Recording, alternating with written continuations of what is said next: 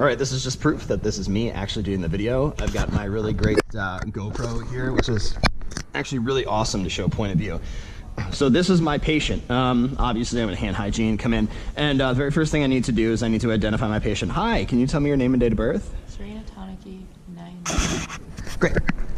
So Serena is a good friend of mine, and she is a great sport to be able to sit here and do this. Now, this is a head-to-toe assessment. I'm going to try and get it done in 8 to 10 minutes, so it should be really quick.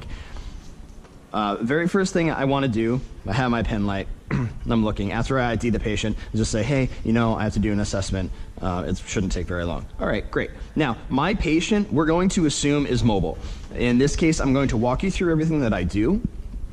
And I will say that there are some changes for patients who are immobile or might be bed rest or bed bound. But for what we're going to do, she is a completely able patient, and we're just going to assume that. So right now I'd have a pen light, and I just want you to look forward towards me, look at my nose. I have a pen light, my finger is my light. Ran out of the house without it. What I would do is I go in and I gently shine the light into either one of the eyes, one at a time, and I'm looking for Perla. So pupils are equal, round, and reactive to light. The A is accommodation, which I can show you. What I'm looking for here with the Pearl is her eyes to become pinpoint when the light comes and redilate when I come out. And they should be equal. So what one side does, the other side should also do at the same time and with the same action. Maybe not as dramatic, but it is something that is going to happen. So accommodation, if you look at my finger, and I just want you to follow my finger as it comes closer. What I'm looking at and I'm looking for is I'm looking for her eyes to not only follow it, but to become cross and to come closer as it happens. So we're noticing that both eyes are working together. There are some times where eyes may or may not. Now, if I'm going to continue my head to toe, I do my skin assessment as I move through. A lot of people like to do it with bed baths, but if we're going to do it this way, there's no point in waiting till everything else is done and then doing a skin assessment. So I would look, and I would look at, or obviously look at the face, and I would continue down and look behind the ears. Now, behind the ears is something that a lot of people miss because of nasal cannula. It sits there and it tends to have a skin breakdown. Because a lot of people don't just wear a cannula for, 5 minutes, 10 minutes, 20 minutes. They're wearing it for hours at a time. Sometimes they don't move, sometimes they don't take them off, so that pressure builds up. I'll continue down. Go down, we'll go down, we'll go down. And I'm going to stop at a respiratory assessment. So I'm going to grab my stethoscope here. And because she's sitting up, this makes it easy. If she were laying down or she was in bed, we could roll her or we could do anterior, but I'm going to do posterior sounds because it tends to be a little bit better. And for the sake of this assessment and getting it through, we're going to do that. So when I just want you to breathe normally for me, okay?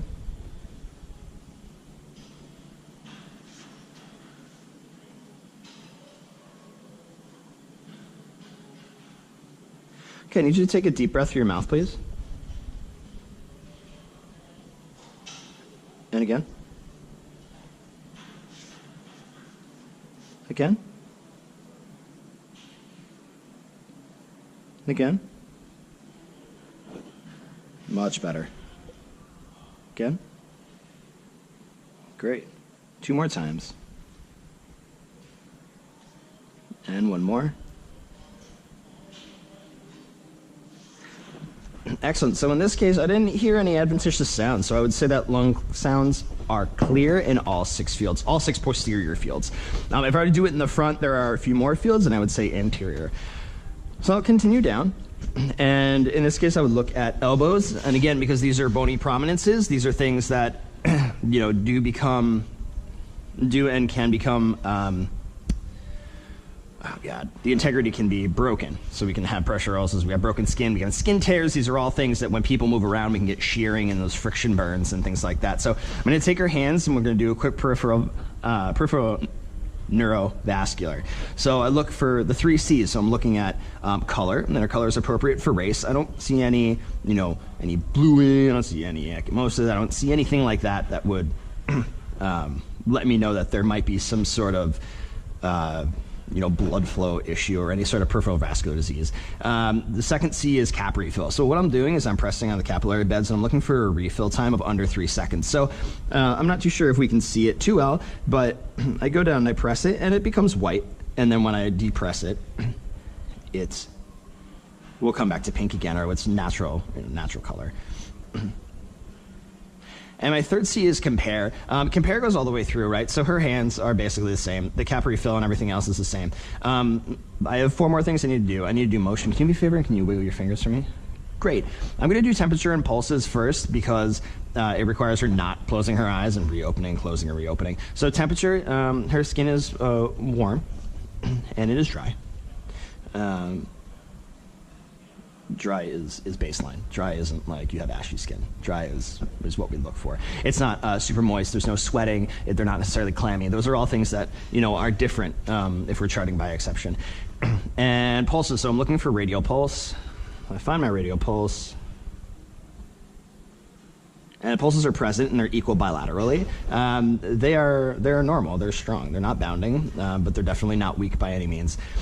And that is sensation. Can you do me a favor and can you close your eyes for me? I'm going to touch your fingers and your arms. I just want you to let me know where I'm touching and on what side. Middle finger, left hand. Okay. Forearm, right arm. Great. Shoulder, left arm. Okay. Pinky, right hand. Great. Thumb, left hand. Okay. Left forearm. Great. So I did the upper extremity neuro check as well as the rest of my peripheral vascular. What I need you to do is I want you to grab my hands. You can open your eyes. Grab my hands. I want you to squeeze as hard as you can. You can do better than that. Come on. Squeeze, squeeze, squeeze, squeeze, squeeze, squeeze, squeeze, squeeze, squeeze, squeeze, squeeze, squeeze. Beautiful. What I realized is that grip strength, there's no weakness in between the two. These are all things, if there was, that is, again, an exception, something we need to worry about. So what I want you to do is I want you to press down. You put your hands in mine. I want you to press down. Okay, switch side, pull up. Excellent, equal strength. Now what we're gonna do is we will continue down. I'll look for skin integrity. If my patient were bedbound, I would be looking at the sacrum and the coccyx in the back. If we don't turn and position our patients, that really breaks down really quickly. If our patient is incontinent, it makes it even worse. Continue down, I'm looking at bony prominences. On the insides of both the knees, I had a contracted patient once who had some really bad pressure ulcers in here. So not only did we use Mepilex, we used pillow in between as well. But I noticed that her skin is fine. I do know because she was wearing shorts before this. It's fine. So we continue down, continue down. What I'll do is I need to hold these up. Okay, great. Do a quick check to make sure my video camera is right down here on the phone. So I want to make sure that my camera was in the right. So I take a look at her toes and then her hands, or her feet, excuse me. And we're going to do the exact same thing that we did with her hands. We're going to do color, and the color is appropriate for race. Although she does have dry skin, so if this were an older patient or someone else, I would want to make sure that we can get some lotion on these. Because that dry, especially in this area right here where we have bunions or anything on the outside, these are also bony prominences that if we were to have it on a side or there'd be something there, that this would break down really quickly. So I'm going to do again, my 3C is my color. As I said, appropriate for race. Cap refill. We're looking for under 3 seconds.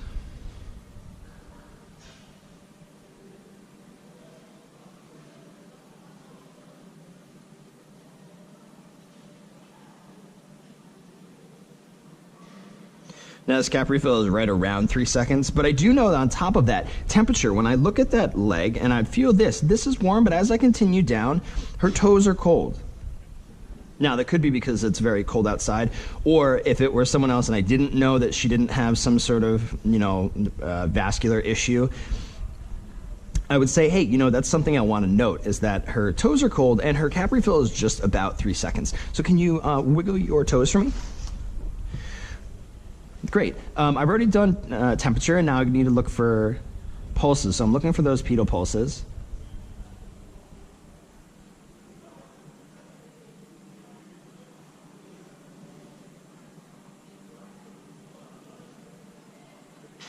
There we go.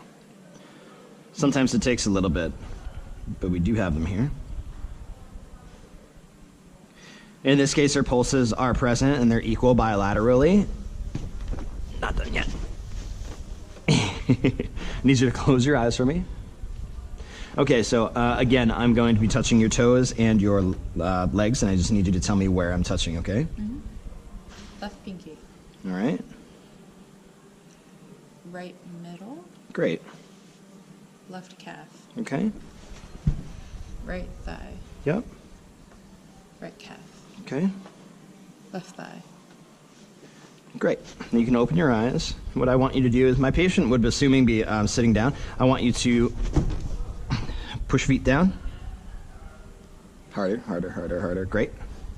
I want you to pull your feet up. Okay, and that's the rest of my neuro exam. My neuro was on the outside of both legs, making sure we had sensation, as well as that strength to be able to dorsiflex and plantar flex. Last, but certainly not least, abdominal assessment. So I'm going to have my patient lie down. I haven't finished neuro. We need to do Palmer drift. And just like CPR, you need to look, listen, and feel, right? So I do apologize for it being cold. So I look, listen, and feel. In this case, I notice that her stomach is flat and non-distended. And we will listen.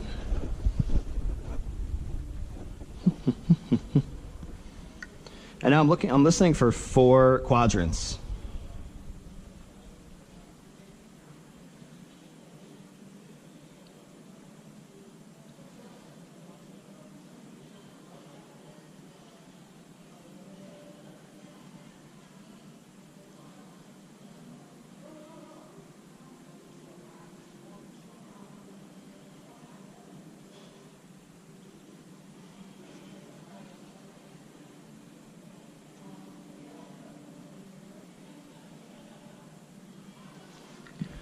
All right, so you wait between 15 and 30 seconds to be able to see. You can wait up to 5 minutes to be able to tell whether or not that bowel sounds are present. And that's really important, especially when we get these GI patients, or anything in general, really. A lot of people with a lot of narcotics that might slow peristalsis.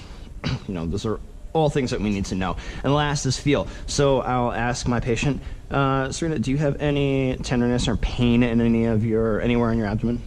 Okay, so that's important, because if I go and I just start feeling around and start hitting and start doing things like that, she might have pain. And if I hit that place, hit that one point that hurts, everything's going to hurt. And then she won't be able to tell if something is tender. So that would be the last thing I want. But in this case, I just go, and I'm feeling for tenderness. So I'm going to be asking the patient will grimace. They'll tell me, ow, that hurts. Rigidity or muscle guarding. And the abdomen is soft, with no reported tenderness, muscle guarding, or rigidity. And last but not least, the last part of my neuro assessment, if you could stand up for me, please. Great, so now Serena is standing up, and what I need you to do is I need you to raise both arms out in front of you like Frankenstein with your palms up. I need you to close your eyes. So what we're doing here, we're looking for Palmer drift. This is some of our patients who might have some sort of neuro issues.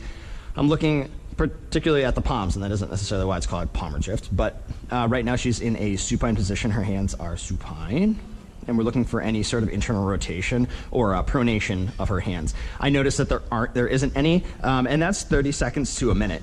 In real assessment, that's important. But in this case, you can open your eyes and you can sit back down. And that, my friends, is our 10-minute assessment. Thank you very much, Serena. You can put your shoes and socks back on. And yeah, thank you.